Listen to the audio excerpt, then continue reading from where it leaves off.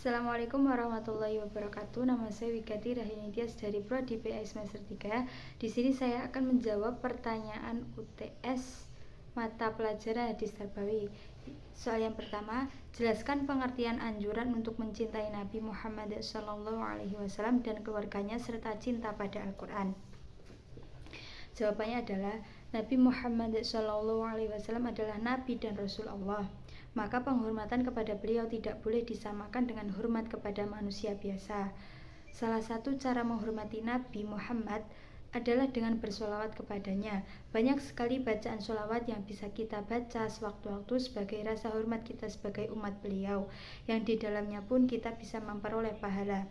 Selain itu, mencintai dan menghormati keluarga beliau juga salah satu bentuk rasa cinta kita kepada Nabi Muhammad SAW. Cinta pada Al-Quran hakikatnya adalah dengan membaca, memahami, merenungi, serta menerapkan perilaku baik yang terkandung dalam Al-Quran untuk kehidupan sehari-hari.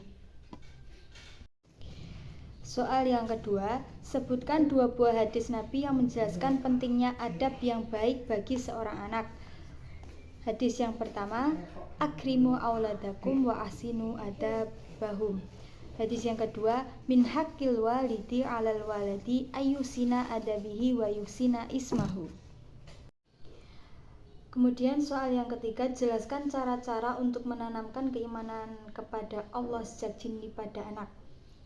Jawabannya, keimanan kepada Allah harus dibiasakan sejak anak masih kecil supaya kedepannya terbiasa hingga mereka besar.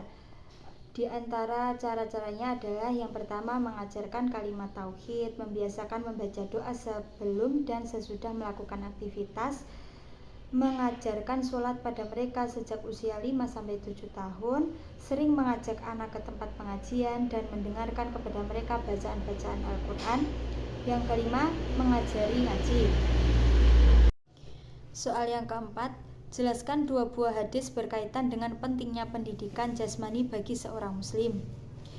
Jawabannya, pendidikan jasmani dalam Islam bukan hanya dalam pengertian fisik yang kuat, tetapi juga dalam arti menjaga kesehatan dan kebersihan fisik ataupun tubuh. Dalam Islam sendiri, menjaga kebersihan itu dimulai dari tubuh sendiri, pakaian, tempat, dan lingkungan. Anjuran untuk menjaga kebersihan fisik atau tubuh sebagaimana dianjurkan oleh Nabi Muhammad SAW. Hadis yang pertama, khamsun minal fitratil khitani wal istihdadu wa qassu syaribi wa taqlimul azafiri wa tangful ibati. Rawahul Bukhari wa Muslim an Abi Hurairah, yang artinya ada 5 dari kesucian, yaitu berkhitan, mencukur bulu kemaluan, menggunting kumis, memotong kuku, dan mencabut bulu ketiak. Dari ayat dan hadis di atas mengindikasikan bahwa perhatian Islam terhadap masalah kesehatan dan kebersihan jasmani amat besar.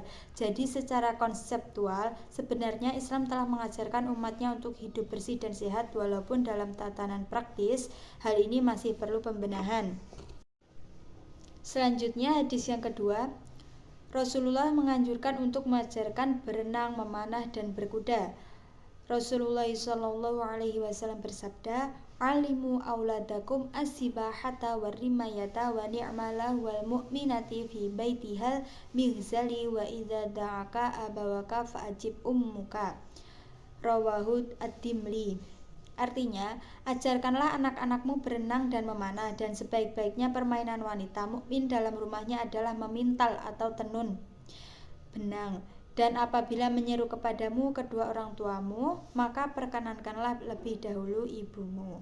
Olahraga berkuda, memanah, dan berenang selain memerlukan kekuatan fisik, juga membutuhkan intelektualitas yang tinggi. Pada zaman kejayaan Islam pasca Nabi Muhammad SAW antara tahun 750 sampai 1924 Masehi, kekuatan para jurid Islam benar-benar tertumpu pada keahlian berkuda, memanah, dan berenang. Ketika penaklukan Mesopotamia, Irak, dan Persia Iran, pasukan Muslim terdiri dari para penunggang kuda yang piawai. Mereka juga harus mampu berenang mengarungi sungai-sungai Tigris dan Eufrat, serta menembus sasaran dengan panah atau cikal bakal pasukan kavaleri dan artileri sampai sekarang. Jadi, pendidikan jasmani dalam Islam ini sangat penting karena dengan fisik dan jasmani yang kuat, umat Islam dapat melaksanakan kewajiban-kewajibannya untuk tak. Sekian jawaban dari saya. Wassalamualaikum warahmatullahi wabarakatuh.